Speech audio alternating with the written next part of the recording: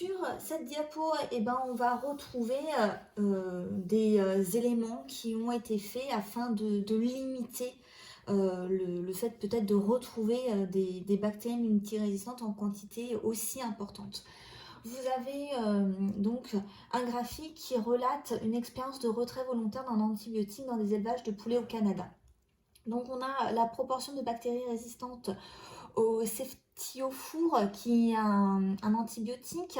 Et donc sur ce graphique, on relève trois données. On a Escherichia coli, donc une bactérie des poulets d'élevage.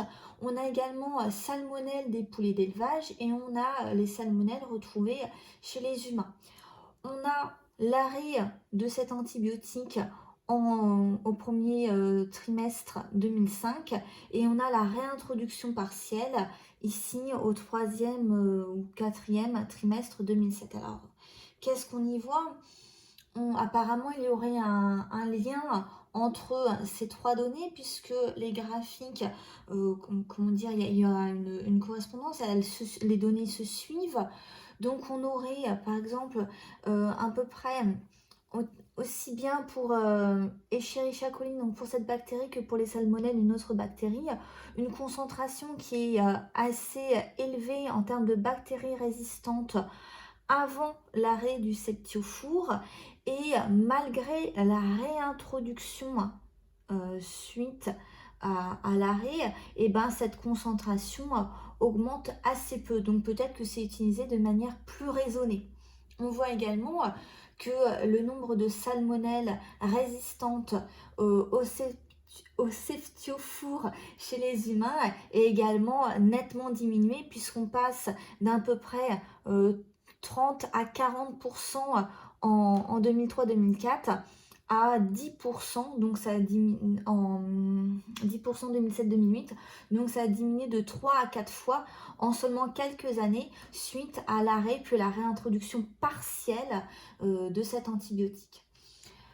Le texte indique l'utilisation des antibiotiques comme facteur de croissance est interdite au sein de l'Union européenne depuis 2006. Elle persiste dans de nombreux pays comme les États-Unis ou encore la Chine. Depuis 2016 en France, une cinquantaine d'antibiotiques ne peuvent plus être prescrits à titre préventif pour protéger les animaux d'élevage d'une infection potentielle. Donc, on constate qu'il y a de plus en plus de bactéries résistantes. On fait donc une réflexion pour qu'il y en ait moins avec un arrêt puis une réintroduction partielle. Et donc, qu'est-ce qui va être encore mis en place pour éviter d'avoir des proportions trop élevées de bactéries résistantes auxquelles on ne peut pas combattre? Il y a différents plans de prévention. Comme ici, il y a une campagne en faveur du second plan éco-antibio 2018 du ministère de l'Agriculture et de l'Alimentation. On vous indique les antibiotiques comme il faut, quand il faut. Donc, ça n'est pas destiné spécifiquement à la population générale, mais plutôt aux éleveurs et aux vétérinaires. On vous dit comme quoi il y a un précédent plan entre 2012 et 2016 qui a permis la diminution de 25% de la consommation totale d'antibiotiques à usage vétérinaire. Et ça reste quand même conséquent, malgré des chiffres qui ont nettement diminué, presque de moitié. On vous dit en 2017, on a presque 500 tonnes d'antibiotiques à usage vétérinaire qui ont été utilisés en France, contre 910 en 2011. Donc on a bien quand même des effets importants, enfin un impact de ces différentes campagnes. Même s'il y a certainement d'autres mesures qui ont été prises en plus que ces campagnes. Et ce que je vous ai indiqué dans cette frise, c'est différentes marques qui proposent donc la vente de cochons et qui indiquent dans les jambons comme quoi on a des porcs élevés sans antibiotiques de la fin du sevrage jusqu'à l'abattage. Mais on ne va pas parler de ça parce que ça ne se fait pas trop, ce n'est pas trop vendeur de parler d'abattage sur les paquets de jambon. Donc voilà, ici on montre bien comme quoi le jambon bien élevé, etc. Donc un petit trait d'humour pour dire qu'on essaye de limiter la consommation d'antibiotiques dans les élevages et donc comme quoi ça serait plus simple, plus raisonné de consommer ce type d'alimentation. Donc on interdit en tant que facteur de croissance et à titre préventif les antibiotiques, et puis certains éleveurs s'engagent vraiment à diminuer les antibiotiques en termes préventifs. Du coup, ici on va essayer de voir comment on peut mettre en relation le développement d'antibiorésistance avec les pratiques courantes d'utilisation en antibiotiques. Donc on a étudié pour l'instant vraiment au niveau de l'élevage, mais là en termes de la population. Alors, on a un graphique qui nous montre la proportion de Streptococcus pneumoniae, donc qui streptocoque, une bactérie. Cette bactérie, donc, elle est résistante à la pénicilline, donc un antibiotique, en fonction de la consommation d'antibiotiques dans différents pays dans le monde. Et ce qu'on voit sur ce graphique, donc la proportion ici, la consommation d'antibiotiques ici en fonction des pays. Ce qu'on voit, c'est que plus un pays utilise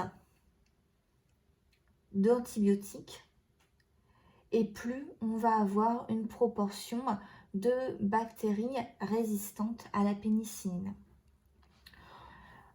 Puisqu'on a ici comme une courbe qui se dessine. Moins un pays consomme d'antibiotiques, que ce soit par l'élevage, que ce soit pour des soins vétérinaires, que ce soit pour la consommation humaine. Ici, on ne vous dit pas pourquoi est-ce que c'est exactement cette consommation d'antibiotiques, mais on a vu que plus de la moitié était pour les animaux. Et ben dans ces cas-là, quand on a une consommation totale d'antibiotiques assez faible, et ben la proportion de Streptococcus pneumoniae résistante à la pénicilline est faible également. Alors, on pourrait également voir dans le sens inverse, c'est parce qu'on a moins de bactéries résistantes que du coup on va consommer moins d'antibiotiques. En fait, c'est un cercle un petit peu vicieux, puisque plus on a de bactéries résistantes et plus on va essayer d'utiliser des antibiotiques pour éviter qu'il y ait développement et qu'il y ait contamination et infection aussi bien d'un animal qu'un animal particulier qui est l'homme. Et donc, on voit que plus on utilise d'antibiotiques, c'était d'ailleurs notre premier graphique, et plus on va peut-être avoir besoin d'utiliser ces antibiotiques de d'autres familles pour limiter le développement bactérien. La résistance aux antibiotiques a d'ores et déjà un impact considérable en santé publique.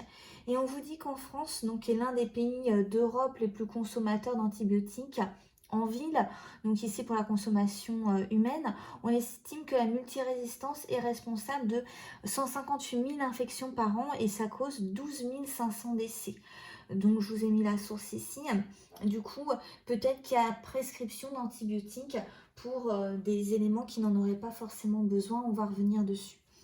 En quoi ça pose réellement problème qu'il y ait autant de multirésistance? Et ben, on vient de le voir ici, c'est que ça cause beaucoup de décès et ce n'est pas fini. Sur cette frise chronologique, donc vous avez la découverte des antibiotiques et de l'apparition des résistances. Donc on découvre la pénicilline comme indiqué lors de la dernière séance par Fleming, donc autour de 1928, et c'est à ce moment-là vraiment l'âge d'or des antibiotiques. Donc on découvre de nombreux antibiotiques en étudiant de nombreux champignons, et ça va diminuer la prévalence des maladies infectieuses, c'est-à-dire que vraiment on va pouvoir soigner beaucoup de personnes avec ça. Sauf que le point négatif, c'est qu'on a l'apparition des premières résistances aux antibiotiques, donc c'est-à-dire qu'on a des bactéries qui continuent à se développer malgré l'utilisation d'antibiotiques, parce qu'elles vont avoir subi avant l'utilisation d'antibiotiques une mutation qui va lui conférer un avantage. Donc c'est le principe de la sélection naturelle. Suite à cet âge d'or des antibiotiques, où finalement les premières résistances n'étaient pas encore très développées, et on va avoir l'ère actuelle de la résistance aux antibiotiques avec des épidémies hospitalières importantes et une diffusion de bactéries productrices de bêta-lactamase. Donc, comme on a dit, comme quoi c'était des bactéries qui vont avoir développé une mutation, créant ainsi une protéine, la bêta-lactamase, qui va détruire les bêta-lactamines, donc qui sont des antibiotiques. Et on a déjà étudié énormément de champignons. On a étudié différentes familles antibactériennes et d'antibiotiques et on n'arrive pas à en mettre de nouveaux sur le marché. Et ce qu'on projette, c'est qu'on aurait une impasse aux alentours de 2050 avec des maladies infectieuses pourraient devenir l'une des premières causes de mortalité dans le monde. Alors que actuellement en France, on l'a déjà vu lors des thèmes précédents, on a le cancer et également les maladies cardiovasculaires. Bon là je parle pour la France alors qu'ici ça serait dans le monde.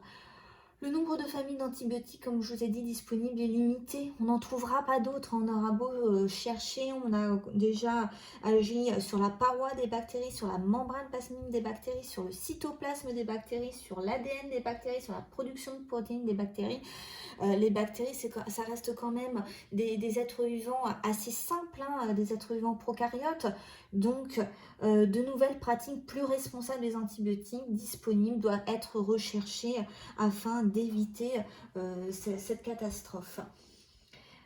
Pour cela, différents peut-être moyens d'action, et ben peut-être faire un test diagnostic rapide, par exemple de l'angine pour savoir si elle est d'origine virale ou bactérienne, avant de directement prescrire des antibiotiques, puisqu'on vous dit, et vous le savez bien, comme quoi les antibiotiques utilisés à tort, ils deviendront moins forts.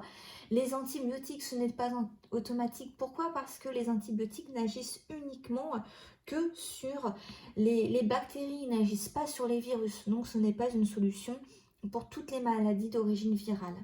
Je vous ai indiqué également ici une notice d'un médicament qui est à base d'antibiotiques et sur cette notice, sur ce mode d'emploi, on a bien comme quoi que savoir sur les antibiotiques et on vous redit ce que je viens de vous indiquer. Les antibiotiques sont efficaces pour combattre les infections dues aux bactéries et donc il faut vraiment faire attention à sa consommation d'antibiotiques. Ce n'est pas parce que on a un petit peu de tout et qu'on a un reste d'antibiotiques dans sa pharmacie qu'on doit l'utiliser. D'ailleurs, quand on commence une boîte, et ben on doit absolument, c'est d'ailleurs ce qui est indiqué, absolument la finir, ou vraiment si le médecin n'a pas prescrit l'ensemble de la boîte, la retransmettre au pharmacien pour qu'il y ait une destruction qui vraiment évite la contamination des eaux usées.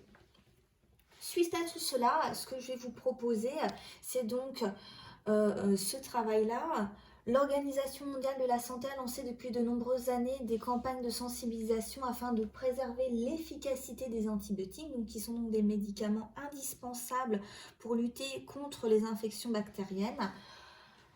On va essayer de limiter la pression de sélection sur les bactéries, donc d'éviter qu'elles soient au contact de l'antibiotique et donc que l'antibiotique fasse une sélection des bactéries résistantes.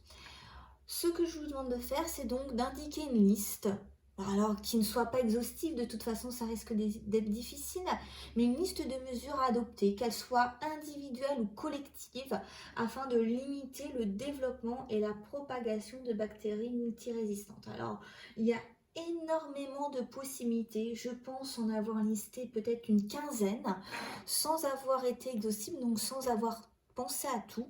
Donc à vous d'essayer de me surprendre. Est-ce que vous allez me trouver peut-être des mesures auxquelles vous avez pensé, pas moi. Donc surprenez-moi. On va finir cette séance avec le bilan 4B, où je vous indique l'utilisation systématique de traitements antibiotiques en santé humaine, tout comme en usage agronomique ou vétérinaire, conduit à augmenter la fréquence des formes résistantes dans les populations naturelles de bactéries en sélectionnant donc ces formes résistantes, et cela aboutit à des formes simultanément résistantes à plusieurs antibiotiques. Cela constitue un important problème de santé publique et on sait que le nombre de familles d'antibiotiques disponibles est limité.